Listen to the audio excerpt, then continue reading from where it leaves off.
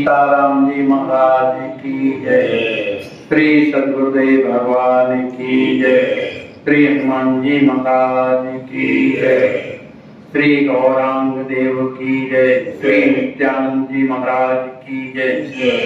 जय जय सीताराम। हरे राम हरे राम केवलम कलौ नास्तेव गतिरन्यथा। कहते हैं कलयुग में केवल भगवान का नाम हरे राम। इसके अलावा कोई दूसरी गति कलयुग में नहीं। अपने धर्म के अनुसार और या विचार योग है, उन योगों के अनुसार अलग अलग महापुरुषों ने बताया, जैसे सतयुग है, त्रेता, द्वापर। तो सतयुग में लोगों के जीवन में क्या था? पवित्रता। असत्य भाषण बिल्कुल नहीं था। सभी कोई धर्म को मानने वाले थे। कहीं भी असत्य नहीं दिखाई। पाप नाम की कोई वस्तु ही नहीं। इसलिए सबके हृदय निर्मल थे, वाणी एकदम पवित्र थी। और भगवान की ऐसी कुछ कृपा, जहाँ पवित्रता है, स्वच्छता है, हृदय में कोई कपट नहीं है, मन में कोई दुराव नहीं, ऐसी जगह क्या होता है? ध्यान में मन लगता है। जब हृदय में निष्कपटता आती है तो भगवान के ध्यान में मन लग जाता है। तो सतयुग में प्रायः लोग भगवान का ध्यान करते हैं और ध्यान करते करते उन्हें भगवान के दर्शन मिलते, उन्हें भगवान की प्राप्ति। फिर इसके बाद त्रेता का समय आया। त्रेता में क्या है कि जितनी भी वस्तुएं थी, माने वो सब पवित्र थी। कोई भी वस्तु है, सब पवित्र है। लोगों के मन पवित्र है, आचरण पवित्र है, और जो भी जैसे कोई गल्ला वगैरह, माने जलपान, ये सब पवित्र थे। तो इस पवित्रता के कारण लोग क्या करते थे? यज्ञ। तो लोग यज्ञ के द्वारा भगवान का दर्शन प्राप्त करते। फिर आया द्वापर। तो द्वापर में ये सब कुछ गड़बड़ होने लगा। तो जब गड़बड़ होने लगा तो लोगों का मन स्थिर नहीं रहता। पवित्रता जहाँ रहती है वहाँ मन स्थिर रहता है, और जहाँ अपवित्रता आ जाती है, पवित्रता का मतलब मन में गंदे विचार आना, कुछ सही आना, इस तरह का। तो इस कारण से लोगों के कुछ मन चंचल होने लगे। तो ध्यान भी नहीं हो सकता, शुद्ध वस्तुओं के न रहने से यज्ञ भी नहीं हो सकता। इसलिए लोगों ने द्वापर में क्या किया? भगवान की अर्चा पूजा के द्वारा भगवान का लोग दर्शन करते। लेकिन कलयुग में तो ये तीनों बात खत्म हो जाती। न ध्यान लगता, न यज्ञ हो सकता, और यज्ञ के अलावा लोगों के मन दूषित हो गई। जो वस्तुएं ही उनमें भी मिलावट आ गई। इस कारण से लोग अत्यंत दीन हो गए, गरीब हो गए, बुद्धि के कमजोर हो गए। लोगों का मन एकदम संसार विलासता में चला गया। भगवान क्या है, धर्म क्या है, इससे लोग पतित हो गए।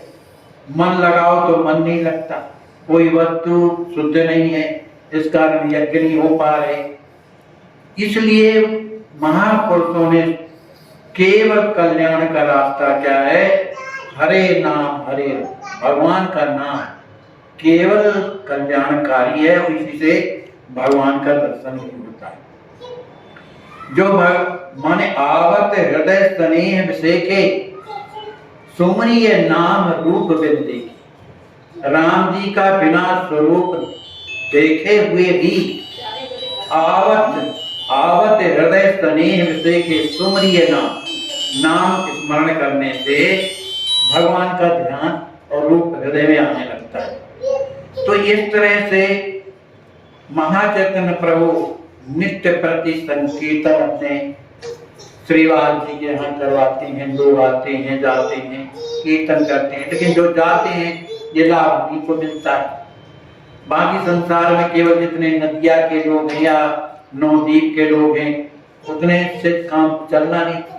महाप्रभु तो सबका कल्याण करने के लिए आए। तो एक दिन की बात है कि महाचैतन्य प्रभु ने श्री नित्यानंद जी महाराज को और श्री हरिदास जी महाराज इन दोनों को बुलाते, क्योंकि नित्यानंद जी ये अद्भुत हैं, मन संसार ही छोड़ करके आए हैं केवल इसीलिए कि महाप्रभु की सेवा करेंगे। और हरिदास जी महाराज ये जाति के मुसलमान थे, यमन थे, तो उन्होंने भी भगवत, लेकिन ये क्या थे कि बड़े सरल सीधे थे। कौन? हरिदास जी महाराज, उनका मन भगवान के भजन में लगता है।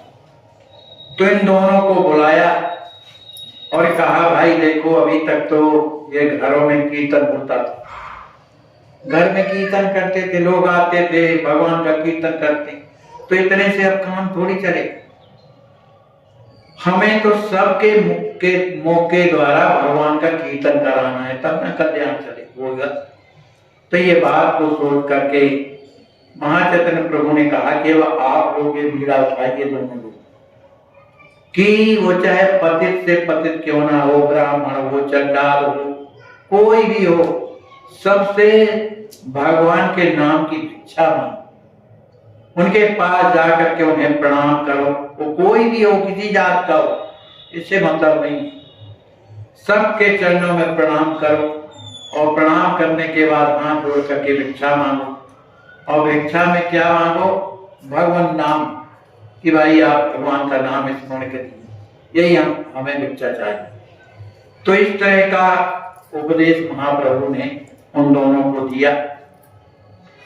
इन लोगों ने अपने महाप्रभु की आज्ञा को सिरोधार करके और दूसरे दिन अपना गांव में चले। अब क्योंकि उस गांव के लोग तो परिचित थे कीर्तन से, लेकिन दूसरे गांव में जाते हैं, तो वहां पर जिस दरवाजे में जाते हैं तो दोनों लोग भगवान का कीर्तन करते हैं और भिक्षा के लिए याचना करते हैं।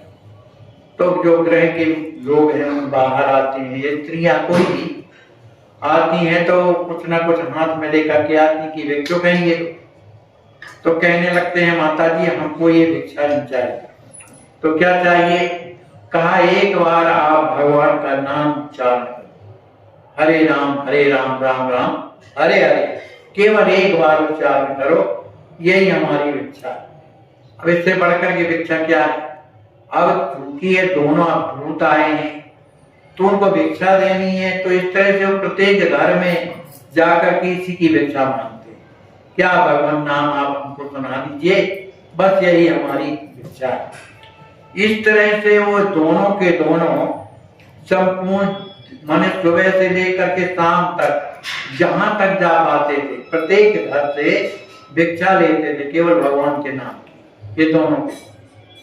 लेकिन इन दोनों के स्वभाव में बड़ा अंतर था। जो नित्यानंद जी थे वो एक हरे शरीर के थे और हरिदास जी थोड़ा मोटे थे, और जो नित्यानंद थे उनकी लड़कई अवस्था थी और इनकी कुछ वृद्धावस्था थी। नित्यानंद जी कुछ चंचल थे और हरिदास जी महाराज गंभीर थे। इनमें दोनों में अंतर, लेकिन थे उच्च कोटि के दोनों भक्त। तो ये दोनों आपस में कहने लगे, नित्यानंद जी कहने लगे कि भाई आप तो एकदम गंभीर रहते, किसी से ज्यादा बात नहीं करते, तो ऐसे कैसे काम चलेगा? आप भी कुछ तो बोला करो। कहा भाई आप में हम में अंतर क्या है, हम आपके साथ तो चलते हैं। कहीं लोगों से जब तक कुछ ना कुछ बात नहीं करोगे तो हमारी आपकी बात कैसे आगे जाएगी? मैं ही बात करता हूं, आप भी तो कुछ बोला करो। कहा कहते तो ठीक हो, लेकिन मैं करूं क्या? मैं भगवान का नाम मेरे हृदय में आ जाता है तो मैं अपने आप को भूल जाता हूं। होता है, प्रेमियों का स्वभाव है भैया, भूल जाता हूं। तो नित्यानंद जी ने कहा कि अगर ऐसी बात है भूल जाती है तो फिर अपने गौरंग महाप्रभु का काम कैसे होगा? क्या हाँ, ये तो मैं भी सोचता हूं, लेकिन मेरी स्थिति ऐसी बन गई है कि मैं अपने आप भूल जाता हूँ।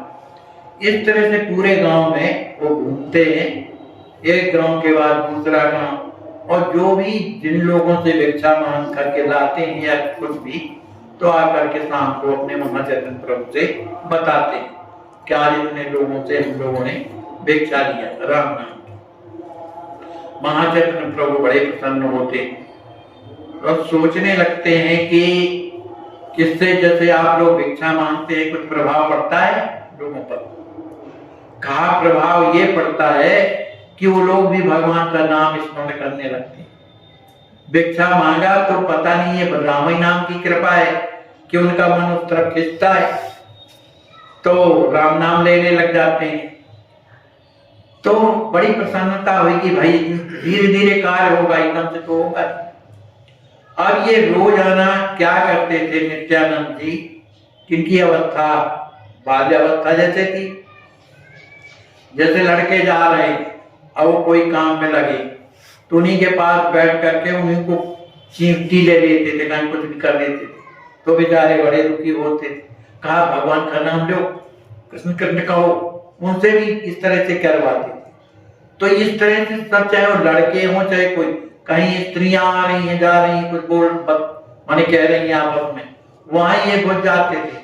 हरिदास जी नहीं जाते तो दूर रहते, वो अंदर चले जाते थे और चरण पकड़ लेते थे, माता जी आप लोग ये क्या बक रही हो, अरे अब आपस की बातें हैं, अरे एक बार श्री कृष्ण का नाम तो लो, दो भगवान का नाम लो, श्री कृष्ण बोलो, इसमें काय को फंसी हो।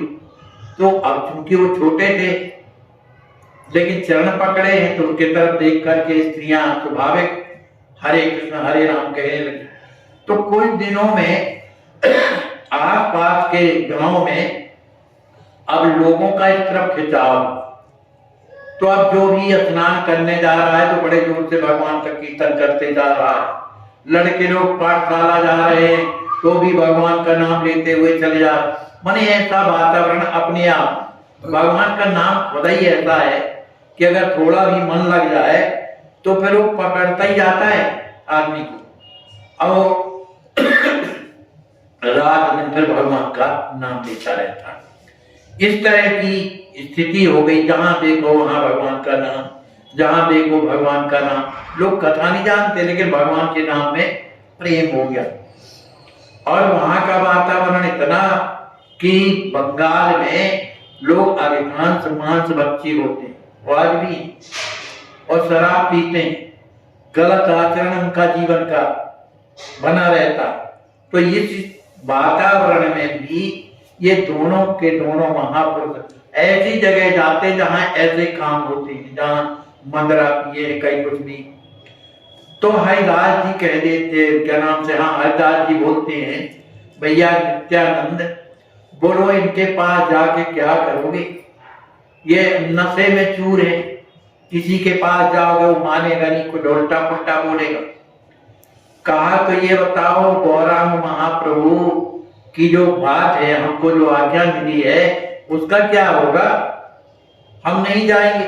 भाई जो ले रहा है नाम वो तो बात ही अलग है, गौरांग महाप्रभु ने तो ये भी तो आदेश दिया है ना कि चाहे वो चंडाल क्यों ना हो, चाहे ब्राह्मण क्यों ना हो, पतित से पतित नीच क्यों ना हो, सबके चरणों में प्रणाम करो, उनसे भिक्षा मांगो भगवान के नाम की।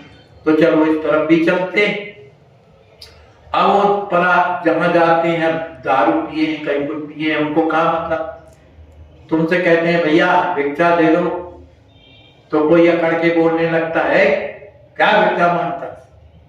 अब डांट भी सहते हैं तो चरण पकड़ लेते हैं, कुछ नहीं एक बार हरे कृष्ण हरे राम कह देते तो ठीक है भाई, पैर पकड़े, और जब तक नहीं छोड़ते पैर, जब तक वो भगवान का नाम नहीं लेता।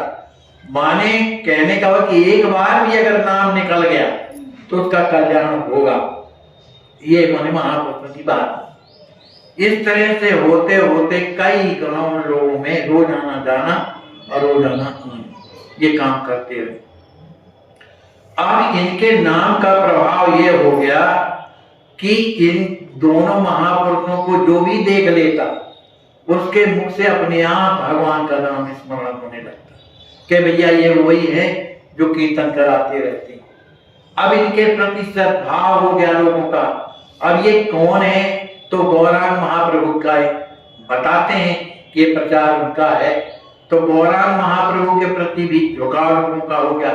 अब लोग इधर आते हैं तो गौरांग महाप्रभु का दर्शन करते हैं, उनका जहाँ दर्शन करते हैं तो देखो संसार का व्यवहार और भगवान के व्यवहार में अंतर है। संसार का जो व्यवहार है वो स्वार्थी होता है, किसी से कोई प्रेम करता है या बात करता है तो उसको कोई मतलब है तब तो बात करता है। लेकिन इस तरफ जो परमार्थ वाले लोग हैं इनका क्या स्वार्थ है, लेकिन उनका स्वार्थ यही है कि यदि भगवान का नाम लेगा तो कल्याण किसका होगा, इसी का कल्याण होगा, ये उनका मन स्वार्थ। तो महाचैतन्य प्रभु उन लोगों से जो उनसे मिलने आते हैं बड़े प्रेम से मिलते हैं। बड़ा होता है तो उन्हें प्रणाम करते हैं, छोटा होता है तो प्यार करते हैं, बराबरी का होता है तो हृदय से लगते हैं। तो व्यवहार भी जरूरी है, तब ये संकीर्तन चलता है। ये आजकल ये नहीं हो सकता है कि हम कीर्तन करते हैं तो हमारे उसमें अपने आप लोग हैं। साधु संतों को तो मानता नहीं आदमी भैया है, दुनिया भर का करता है। प्रेम व्यवहार ही एक ऐसा है जो खींच करके लाता है। तो इस तरह से महाचैतन्य प्रभु सबका स्वागत करते हैं और फिर बैठ करके संकीर्तन की महिमा बताते हैं कि भगवान का नाम अजामिल ने लिया तो कम से कम देखो लड़के के बहाने से सही तो भगवान ने कृपा करी कि नहीं, है ना। कई लोगों को उदाहरण दिया, बेश्या ने जैसे कौन बाई है जीवंती बाई, उसका भी उदाहरण दिया कि देखो उसने भगवान भले उसने तोता को भगवान का नाम रटाया लेकिन कल्याण उसका भी हुआ। इस तरह के जब उदाहरण लोगों के सामने प्रस्तुत करते हैं तो लोगों का अपने आप मन आकर्षित होता है। तो इस तरह से प्रवचनों के द्वारा संकीर्तन करा करके माने संपूर्ण नवद्वीप में एकदम कीर्तन की ध्वनि गूंजने। अब दूसरे दिन की बात ये महाचैतन्य प्रभु को सब बता रहे हैं। दूसरे दिन महाचैतन्य प्रभु ने कहा कि भैया अब ऐसे मोहल्लों में जाओ जहां कोई भगवान के नाम को जानता ही नहीं है, तो उनके तरफ जो है प्रेरणा करके उनसे भगवान का नाम लेवा। अब वो कहा जाने की कौन लोग किस तरह के, तो एक दूसरे गांव में जाते हैं। इसमें एक बहुत बड़ी बात लिखी है महाराज जी कि कलयुग में जो राक्षस पहले मर गए, कलयुग में जो राक्षस पहले मने राम जी मैंने मारे या भी और भगवान के द्वारा जो मारे गए जो राक्षस वो कलयुग में ब्राह्मण लोग बन करके आते। नहीं इसमें लिखा है, ये लिखा है राक्षसा कली मासत्य जायन्ते ब्रह्म योनिच, माने वही राक्षस जो है ब्राह्मण बन करके इस कलयुग में आते हैं। इसीलिए देखो ना ब्राह्मण वाद विवाद का खंडन करते हैं। कहीं भी अगर धर्म की चर्चा होगी तो दूसरा जो है उस पर कुछ ना कुछ गड़बड़ करेगा, चाहे यज्ञ करो तो दूसरा पंडित पहुंच जाएगा, ये ठीक नहीं हुआ होती, माने वो बातें कर रहे हैं। तो ये जो लिखा है गलत थोड़ी, सब नहीं जो मांसाहारी है शराबी कुआरी, हाँ वही है अधिकांश है। तो इसी तरह तो उस समय भी एक दो थे, एक था जगाई और एक मघाई, ये दोनों ब्राह्मण थे। तो जो जगाई था उसका नाम था जगन्नाथ और मघाई का नाम था माधव। ये बड़े क्रूर थे और ये एक राजा था मुसलमान, उनके ये अंडर में काम करते थे। तो ये जिस गांव में जाते थे तो डेरा तंबू लेके चलते थे, ये घर में नहीं रहते थे ज्यादा। तो जिस गांव में गए तो उनका तंबू 10-15 दिन के लिए पड़ जाता था और मजाल है कि कोई वहां से उनके खिलाफ होकर के निकल जाए, तो लोग दूर से जाते थे कि नजर ना पड़े। अब लोगों ने तो ये जगाई और मघाई हमेशा अपने खाट में बैठे और मदरा पिए बैठे रहते थे। कोई उनके सामने अगर अकड़ के निकला तो तुरंत ही फौरन उसको कुछ ना कुछ ठिकाना लगवा देते। अब इनको क्या मालूम नित्यानंद जी को और हरिदास जी महाराज को, ये उसी गांव में पहुंचे। जब उस गांव में पहुंचे तो ये खाटों में बैठे, अब जो मंजरा पिए रहता, उसकी स्थिति अलग रहती। तो नित्यानंद जी कहने लगे, ये जो सामने बैठे हैं ये लगता है किसी चीज में मस्त है। अब वो क्या जाने मंजरा क्या होती कैसे होती। तो कुछ लोग चले आ रहे थे। नित्यानंद जी ने पूछा, भाई ये लोग बैठे हुए हैं ये तो बड़े सब दिखाई देते हैं, बढ़िया सुंदर कपड़े पहने हैं और इनका हाव भाव बड़ा सत्य दिखाई दे रहा है। तो गांव वालों ने कहा, ये सब बप नहीं है, इनके जैसे दुष्ट तो कोई नहीं है, और भूल करके उनके पास जाना नहीं, तो बिना ठोके रहेंगे नहीं तुमको। और एक जो कीर्तन करते हैं उससे तो और नफरत करते हैं। अब तो ये सोचने लगे तब तो गड़बड़ है भाई। लेकिन नित्यानंद जी ने कहा कि देखो, अपने को तो महाचैतन्य प्रभु ने आज्ञा दी है कि चाहे वो चंडाल भी क्यों ना हो तो भी जाओ उनके पास, उनको प्रणाम करो, जैसे वे माने वैसे उनसे कीर्तन करवाओ। अब हरिदास जी ने कहा कि भाई आप तो एक तो क्या कहें आपको, अरे जब लोग गांव के बता रहे हैं कि बड़े क्रूर हैं सब कुछ है, तो कोई जरूरी है कि अभी उनके पास चले? चलो दूसरे तरफ से चलते, दूसरों को शिक्षा देंगे, दूसरे से भगवान के नाम की भीख लेंगे। अरे कहा नहीं भाई, देखो कोई अगर ज्यादा बीमार है तो वैद्य पहले उसी की दवाई करता है। नित्यानंद जी बोले, पहले उसी की दवाई करता है, फिर बाद में दूसरे रोगी को देखता है। इससे बढ़कर के ये रोगी कहाँ मिलेंगे अपन, इसलिए इन्हीं के पास चल। आपकी क्या सम्मति है, पूछने लगे नित्यानंद। कहे सम्मति क्या है भाई, जहां आप कहोगे हम वहां चलेंगे, लेकिन हमारा ये कहना है कि एकदम से उसमें अपन अभी ना चले, क्योंकि कोई समस्या खड़ी हो सकती है। कहा तब तो साधु बनने का मतलब क्या है? जब यही सब देख के चलना है तो कहां से प्रचार होगा, कभी हो ही नहीं सकता है। कहा तो हरिदास जी ने कहा ठीक है भाई चलो। अब वहां पर जब अब ये बड़े जोर से हरे राम राम राम हरे हरे कीर्तन बड़े लय से करते हुए चले आ रहे। अब वो अपने तंबू के बाहर खाट पड़ी थी, दो अलग अलग बैठे थे और आंखें बिल्कुल लाल पिए पाए बैठे थे। इनने देखा ये तो बड़े निर्भीक होके चले आ रहे। हमारे जहां जाते हैं वहां कोई निर्भीक नहीं रहता, वो सब दबा रहता है। ये लोग कौन है?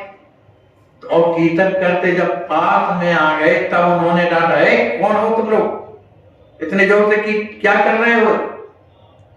अब वो वहीं पर खड़े हो गए, जगाई मगाई। तो जगाई मगाई के पास ही पहुंच गए। जगाई मगाई को कुछ सेना भी मिली थी राजा के तरफ से।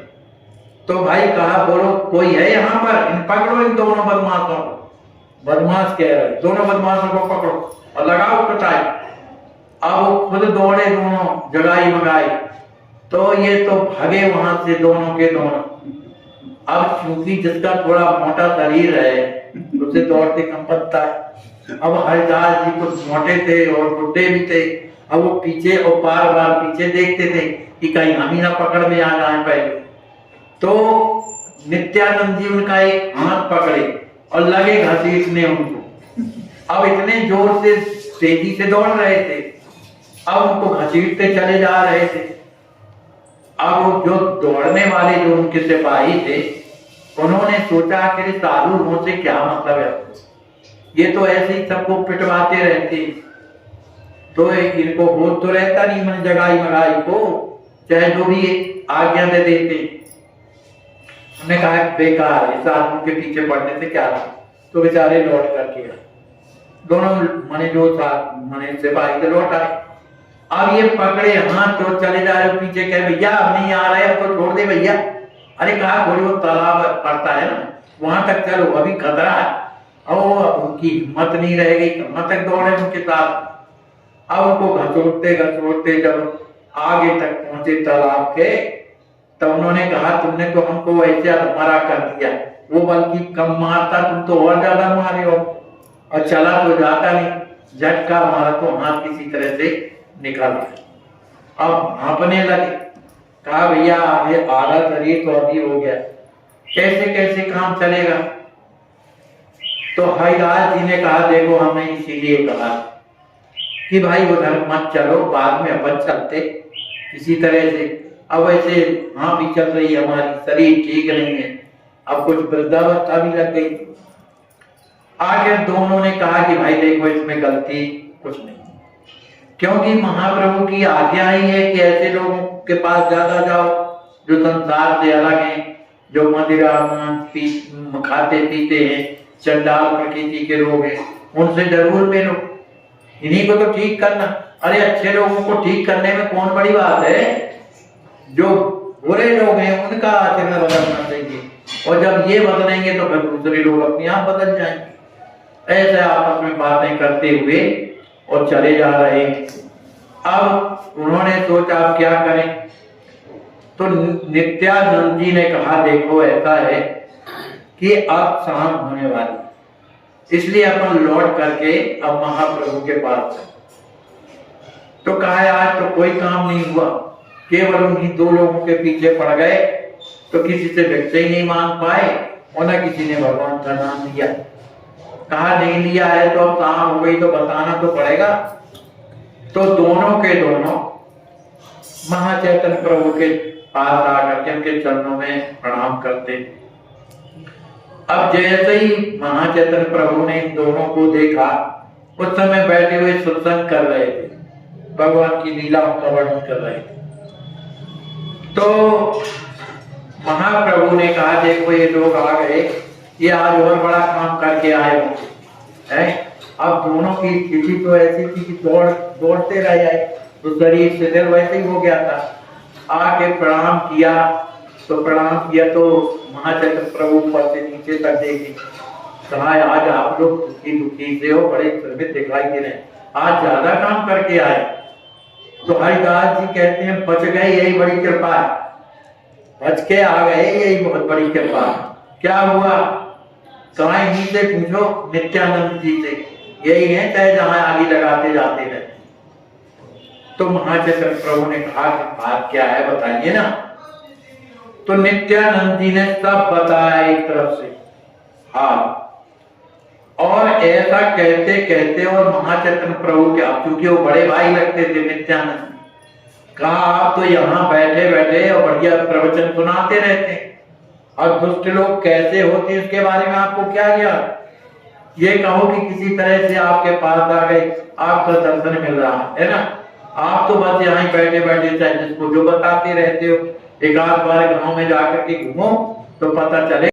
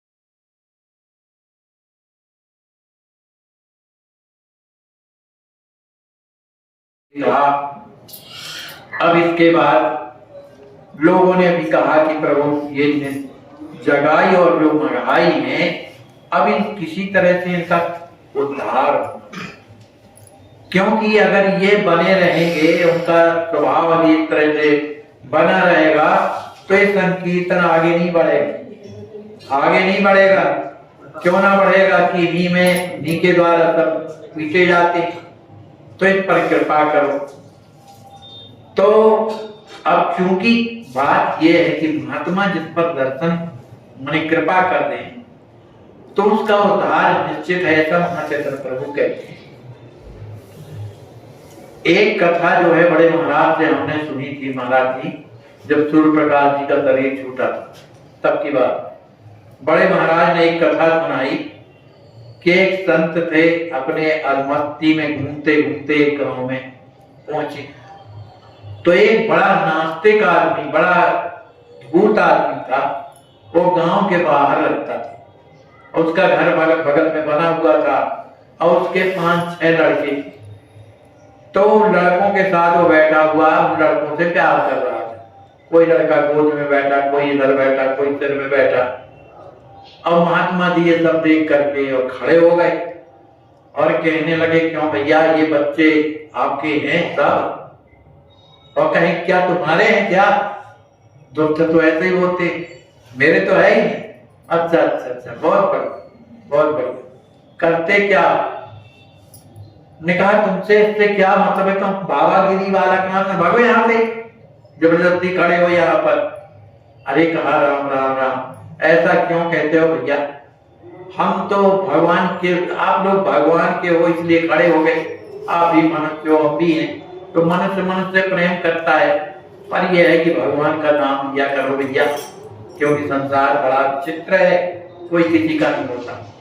दुनिया भर का सुनाया बाबा जी भी अपना भगवान का नाम स्मरण किए, उसके प्रति हित की भावना आई महात्मा के। बात यह है कि महात्मा जिसके प्रति हित की भावना अगर सोच लें तो उसके कल्याण में देरी नहीं रहती, सीधी बात। महाराज वहां से अपना चले। अब कुछ दिनों के बाद जब पुनः लौटे तो उनको याद आई कि गांव में एक व्यक्ति रहता था जिसने हमको डांटा था। भाई डांटता फटकारता उसकी ज्यादा याद रहती, या तो वो अपना विशेष मित्र हो, एक वो वह कि अत्यंत दुष्ट हो, ये दो लोग नहीं भूला करते। तो महात्मा जी वहां से जब आए तो वहीं पर पहुंचे तो देखा ये घर तो वही है, लेकिन लड़के बच्चे नहीं दिखते और वो व्यक्ति कहाँ है। तो खड़े हो गए, लोगों से पूछने लगे, भैया ये जो यहाँ पर बैठा रहता था अपने लड़कों के साथ में, वो कहाँ गए? अरे कहा महाराज क्या बताएं, उसका तो देहांत हो गया। ठीक उसके 12-13 दिन हुए और उसकी जो है हाजिरी लग गई थी वहां पर, जब धर्मराज किया, जब राज जी के उसका निर्णय किया जा रहा था कि इसको अमुक नरक में भेजना है।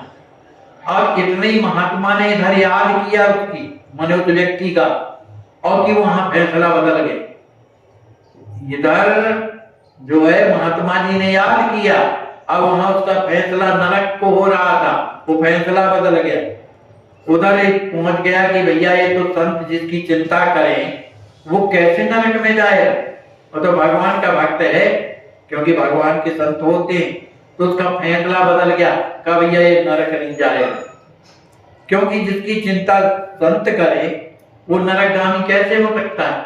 जिनकी चिंता भगवान करे तो कैसे नरकगामी हो सकता है? उसकी फाइल बदल गई और वो पुनः मनुष्य बन करके आया, और मनुष्य बन करके आकर के वो संतों से जुड़ा और अपने अपना जीवन बदल।